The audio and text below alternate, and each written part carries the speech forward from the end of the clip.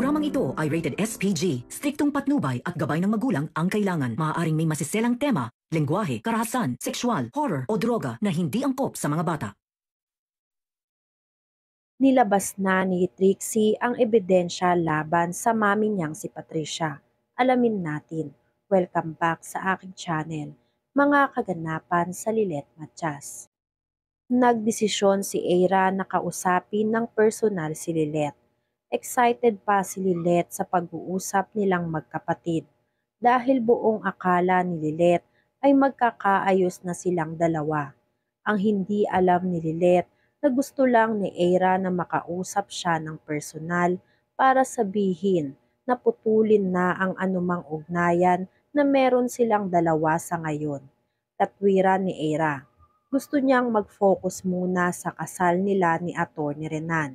Pinalabas ni Eira na isang hadlang si Lilet para sa kanya dahil hindi makapag-focus si Eira kapag magkaayos sila ni Lilet. Nasaktan ng husto si Lilet, kaya kay Kurt siya lumapit. Ikwinento ni Lilet ang nangyari sa kanila ni Eira. Maging si Kurt ay nahihiwagahan sa ginawa ni Eira kay Lilet.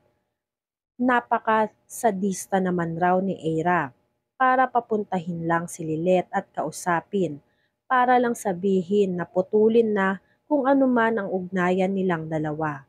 Ngunit sa halip na magalit si Lilet kay Eira, inintindi na lang ni Lilet ang naging desisyon ni Eira. Siguro raw ay nasobrahan na si Lilet sa pagiging tamang hinala niya. Kaya pati tuloy si Tinang Ses ay nahawa na sa pagiging tamang hinala ni Lilet. Hindi napigilan ni Lilet na sisihin ang sarili niya dahil siguro sa pagiging paranoid niya kaya humantong si Eira sa ganong desisyon. Sana raw hindi na lang binuhos ni Lilet lahat ng pagmamahal niya para kay Eira, para hindi siya nasasaktan ng husto sa nangyari sa kanilang dalawa. Walang sawa naman na dinamayan ni Kurt ang kaibigan niyang si Lilet. Pinalakas ni Kurt ang loob ni Lilet at sinabi na babalik rin sa normal ang lahat. Nagdesisyon si Lilet na hindi na siya manghihimasok pa sa relasyon ng kapatid na si Eira at Atty. Alon. Nang sa ganon ay matahimik na ang buhay ni Eira. Pinasaya ni Kurt si Lilet para kahit paano makalimutan ni Lilet ang sakit na nararamdaman niya. Epektibo naman ang pagbibiro ni Kurt kay Lilet at napatawa niya ito. Biniro rin ni Lilet si Kurt na umay na siya sa pagmumukha ni Lilet o nitong si Kurt, kaya pareho silang masayang nag-usap. Pinaalala ni Lilet ang podcast ni Kurt. Huwag raw pababayaan ni Kurt ito.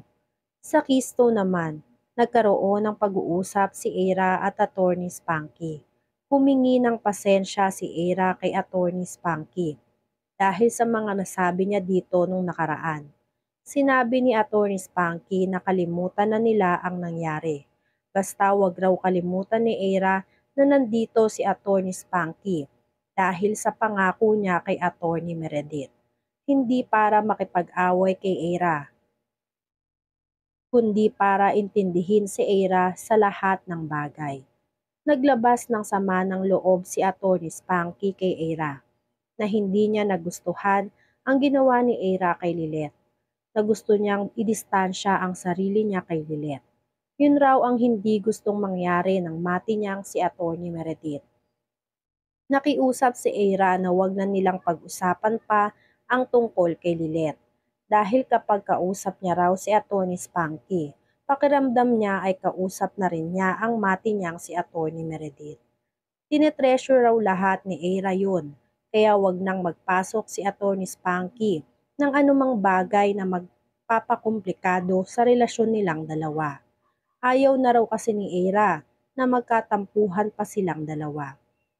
Pinaglaban ni Atty. Spanky na pinagkatiwalaan siya ni Atty. Meredith para siguraduhin na magkakasundo lang lagi si Lilet at Eira. Kaya napakahirap ng sitwasyon ni Atty. Spanky. Sagot ni Eira, natanggapin na lang nila na hanggang doon na lang ang pagiging magkapatid nila ni Lilet. Dahil mag-uumpisa na siya ng bagong chapter ng buhay niya. At hindi niya hahayaan si Lilet na sirain ang relasyon nilang dalawa ni Attorney Alon. Nalungkot si Attorney Spanky sa pagmamatigas ni Ira pagdating kay Lilet. Alam ni Attorney Spanky na hindi magiging masaya si Attorney Meredith sa sitwasyon ni Ira at Lilet ngayon. Pero walang magawa si Attorney Spanky. Sadyang matigas ang puso ni Ira at tuluyan nang nagpabulag sa pag-ibig kay Attorney Alon. Tuwang-tuwa naman si Attorney Alon dahil tuluyan na namang tinapos ni Ira ang ugnayan nilang dalawa ni Lilet. Sa pagkakataong yun ay mas mapapaikot na ni Attorney Alon ang utak ni Ira at mas mapapadali na ang pagkamkam niya ng lahat ng mana na meron si Ira. Mababayaran na rin ni Attorney Alon ang lahat ng pinagkakautangan niya, lalong-lalo na ang utang kay Arsenal na hindi birong maging kalaban. Kaya kakapit ulit itong si Attorney Alon sa patalim. Itutuloy niya ang pakikipag-ugnayan niya kay Patricia dahil alam niyang si Patricia lang ang makakatulong sa kanya sa ngayon. Kahit mas lamang ang palpak nito dito, no choice siya kundi ang sundin kung ano ang mga balak ni Patricia. Samantala, pinipilit ni Lilet na mag-focus sa trabaho sa kabila ng nangyaring pag-uusap nila ni Ira. Isang bagong kliyente ang dumulog sa PAW. Si Lilet ang naatasan para kumausap kay Mrs. Soriano. Reklamo nito, nagkasakit ang anak niya dahil sa pinapasukan nitong eskwelahan. Napag-alaman ni Lilet na 3 buwang buntis na ito at iniwan na sila ng asawa nito. Baka sa mukha ni Lilet ang pag-aalala niya. Kaya pinakwento na ni Lilet kung ano ang nangyari. Ikwinento niya ang lahat ng nangyari kay Lilet, mula sa pananakot ng mga bata sa anak niya sa school. Samantala, nakarating naman kay Trixie at Ramir ang nasabi ni Ira kay Lilet.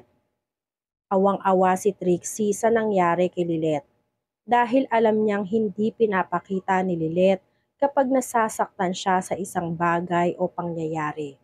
Naisip ni Ramir na ilabas nila si Lilet para makalimutan man lang ang lahat ng problema nito. Sumang-ayon naman si Trixie sa gustong mangyari ni Ramir. Saad ni Trixie, napakagandang ideya ang naisip ni Ramir. Huwag raw mag-alala si Ramir at si Trixie ang bahala sa ate Lilet niya. Pagkatapos ng pag-uusap ni Ramir at Trixie, pinapuntahan